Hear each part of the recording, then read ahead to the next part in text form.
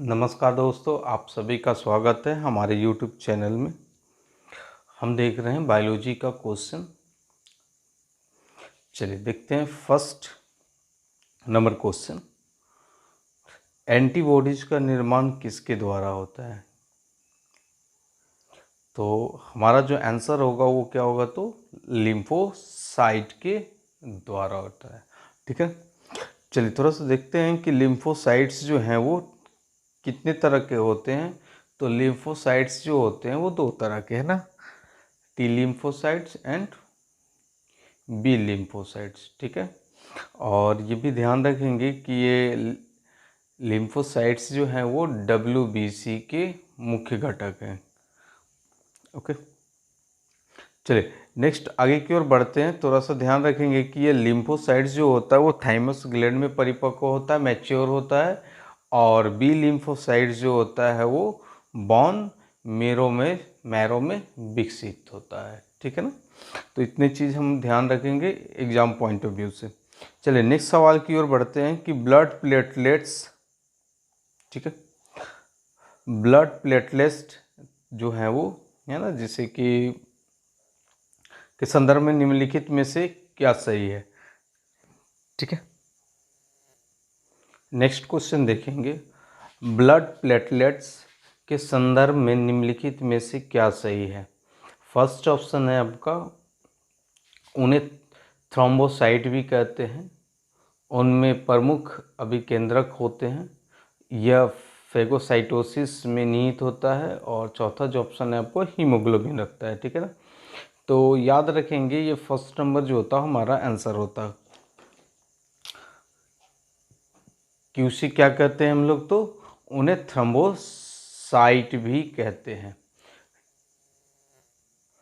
Next सवाल third number देखेंगे कि ब्लड में प्रति स्कंद मतलब जो होता है ब्लड क्लॉट करने का पदार्थ जो होता है वो, ठीक है ना, लेकिन यहाँ पे ध्यान रखेंगे कि ये एक शब्द लिखा हुआ है प्रति मतलब एगेंस्ट की बात करेगा, यानी जो क्लॉटिंग को रोकता है उसकी बात कर रहा है। ठीक है ना, तो ब्लड में हिपेरिन जो होता है वो क्या करता है, तो आपको ब्लड क्लॉट से आपको बचाता है, यानी ये ब्लड को क्लॉट होने से जमने से रोकता है। ठीक है, चलिए नेक्स्ट सवाल की ओर बढ़ते हैं। क्वेश्चन नंबर 4, रक्त समूह का आविष्कार जो किया था वो किसने किया था, है ना? तो कार्ल लैंडस्टीनर जो थे वो, ठीक है, ब्लड ग्रुप्स का आविष्कार किए थे। चलिए नेक्स्ट की ओर बढ़ते हैं। यहाँ पे देखेंगे 5 नंबर क्वेश्चन। AB रक्त समूह के व्यक्ति को है ना यूनिवर्सल जो होता है वो रिसीवर कहा जाता है। ठीक है ना, तो कहते क्यों है इन्हें, है ना, इन्हें यूनिवर्सल रिसीवर क्यों कहा जाता है? तो याद रखेंगे उनके ब्लड में एंटीबॉडीज यानी रोग प्रतिकारक नहीं पाया जाता है, यानी उनके ब्लड में जो होता है वो एंटीबॉडीज की एब्सेंस होती है, उसमें एंटीबॉडीज नहीं पाया जाता है, इस कारण से ये यूनिवर्सल रिसीवर होता है। ठीक है, तो कुछ देखते हैं, इससे कुछ रिलेटेड और भी क्वेश्चन पूछे जा सकते हैं, जैसे एंटीजन क्या होते हैं, है ना। तो इसमें दो तरह के एंटीजन पाए जाते हैं, एंटीजन ए और एंटीजन बी। ठीक है, और एंटीबॉडीज तो पहले ही हम लोग जान चुके हैं कि ये एब्सेंट होता है। ठीक है, और इसमें एंटीबॉडीज जो होता है वो, ठीक है, ग्लोब्यूलिन प्रोटीन की जो होती है उससे बनी होती है ना। चलिए नेक्स्ट, मानव शरीर में ब्लड बैंक होता है, किसे ब्लड बैंक कहते हैं, है ना? तो ध्यान रखेंगे स्प्लीन को क्या कहते हैं, तो ब्लड बैंक के नाम से जाना जाता है ना। लास्ट क्वेश्चन जो हमारा यहाँ पे देखेंगे ये है आपका, मानव शरीर के रक्त के शुद्धिकरण की प्रक्रिया को क्या कहते हैं ना। तो सभी कोई जानते हैं कि जब किडनी जो होता है वो हमारा क्या करता है, तो रक्त को शुद्ध करता है, यानी छानने का काम करता है, और इसके ख़राब हो जाने पे रक्त का शुद्धिकरण जो होता है वो डायलिसिस करवा कर किया जाता है। तो हमारा प्रक्रिया जो होगा शुद्धिकरण का रक्त का वो डायलिसिस कहलाता है। नेक्स्ट सवाल 8वां देखेंगे। यदि किसी पुरुष का रक्त वर्ग AB हो तथा महिला का रक्त वर्ग B हो तो उनकी संतानों में निम्नलिखित में से कौन सा रक्त वर्ग उपस्थित नहीं हो सकता है। तो ध्यान रखेंगे O ग्रुप जो होता होगा वो इन व्यक्ति और महिला के द्वारा, ठीक है, जन्मित संतान में O ग्रुप की संभावना नहीं होगी। ठीक है, नेक्स्ट क्वेश्चन 9 की ओर बढ़ते हैं हम लोग। यदि दोनों जनकों यानी माता पिता का रुधिर ब्लड ग्रुप AB हो तो उनके बच्चों की संभावित ब्लड ग्रुप जो होगा वो कौन सा होगा। तो ध्यान रखेंगे कि A हो सकता है, B हो सकता है, या तो A और B दोनों हो सकता है। ठीक है ना। चलिए नेक्स्ट क्वेश्चन 10 की ओर बढ़ते हैं। थोड़ा ध्यान रखिएगा, इंपॉर्टेंट क्वेश्चन है। किस रक्त ग्रुप वाले को यूनिवर्सल डोनर कहा जाता है ना। तो अभी कुछ देर पहले हम लोग देखे थे कि यूनिवर्सल रिसीवर किसे कहा जाता था, तो AB को, और यूनिवर्सल डोनर जो कहा जाता है वो O ग्रुप वाले को यूनिवर्सल डोनर कहा जाता है। नेक्स्ट सवाल की ओर बढ़ते हैं। सवाल नंबर 11। मानव शरीर का सबसे बड़ी धमनी कौन सी है ना। तो उसे महाधमनी के नाम से जाना जाता है। ठीक है, इंग्लिश में भी लिखा हुआ है। नेक्स्ट 12 नंबर क्वेश्चन देखेंगे कि कौन सा अंग अशुद्ध रक्त संचार करता है।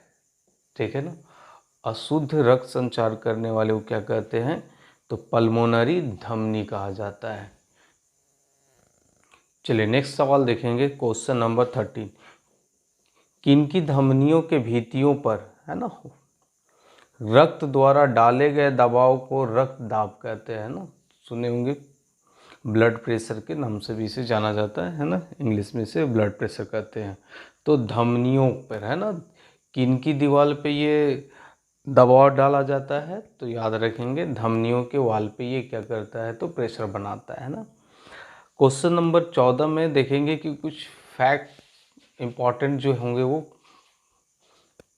पॉइंट जो होंगे वो आपको दिखेंगे यहाँ पे। जैसे कि ब्लड प्रेशर लिखा है ना, देख पा रहे होंगे ब्लड प्रेशर।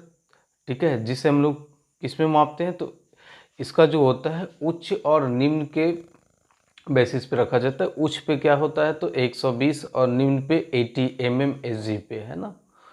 दूसरा पॉइंट, बढ़ने के साथ साथ बीपी भी क्या होता है, तो हमारा कम होता है ना। सामान्य स्थिति में कहने का मतलब है कि अगर किसी तरह से आप बीमार ना हो तो, ठीक है ना, सामान्य अवस्था में, नहीं सामान्य तरह से अगर आपका जीवन काल चल रहा हो तो, लाइफ साइकिल चल रहा हो तो, ठीक है। और लास्ट पॉइंट देखेंगे कि इसे मापा किस यंत्र से जाता है नहीं, स्फिग्मो मैनोमीटर के नाम से उसे जाना जाता है। ठीक है ना, जिससे कि बीपी आपको मापा जाता है। चलिए नेक्स्ट क्वेश्चन देखेंगे कि 50 नंबर, मानव रुधिर में कोलेस्ट्रॉल की सामान्य दर कितनी होती है। 140 से 180 mg/dl के बराबर होती है ना। क्वेश्चन नंबर 16 नंबर देखेंगे हम लोग।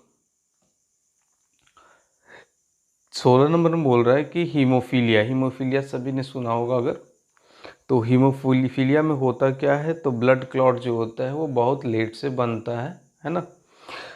तो ये एक अनुवांशिक विकार होता है। ठीक है, बिल्कुल ये अनुवांशिक विकार होता है ना। और दूसरा जो होगा वो क्या होगा, तो ब्लड क्लॉटिंग का ना बनना, यानी, ठीक है ना, जिससे क्या होता है ब्लड लॉस ज़्यादा हो जाता है। और ये जो व्यक्ति के साथ में हीमोफीलिया रोग हुआ होगा तो क्या होगी, तो ब्लड लॉस के कारण उनकी मृत्यु भी हो सकती है। चलिए नेक्स्ट सवाल 17 की ओर बढ़ते हैं। 70 नंबर सवाल, ठीक है। मानव हृदय का कौन सा प्रकोष्ठक पूर्णतः ऑक्सीकृत रुधिर को महाधमनी में और संपूर्ण शरीर में भेजता है ना। ऑक्सीकृत यानी ऑक्सीजन युक्त, है ना, जो ब्लड में ऑक्सीजन हो, यानी उसे बोलते हैं हम लोग लेफ्ट वेंट्रिकल यानी बायां निलय। तो हमारा आंसर जो होगा वो बायां निलय होगा। चलिए नेक्स्ट सवाल 18 की ओर बढ़ते हैं। मानव रुधिर यदि अम्लीय हो जाए, एसिडिक हो जाए तो क्या होगा, है ना, ध्यान रखिएगा। अगर एसिडिक हो जाए अगर हमारा ब्लड, तो आपको ऑक्सीजन कैरिंग का कैपेसिटी जो होगी वो क्या होगी, धीरे धीरे कम हो जाएगी, यानी ऑक्सीजन को ट्रांसपोर्टेशन में क्या होगा, तो प्रॉब्लम होने लगेगा, है ना। तो हमारा आंसर जो होगा वो क्या होगा, हीमोग्लोबिन को, ठीक है, कि O2 वहन की क्षमता जो होगी वो कम हो जाएगी। वहन मतलब कैरी करना।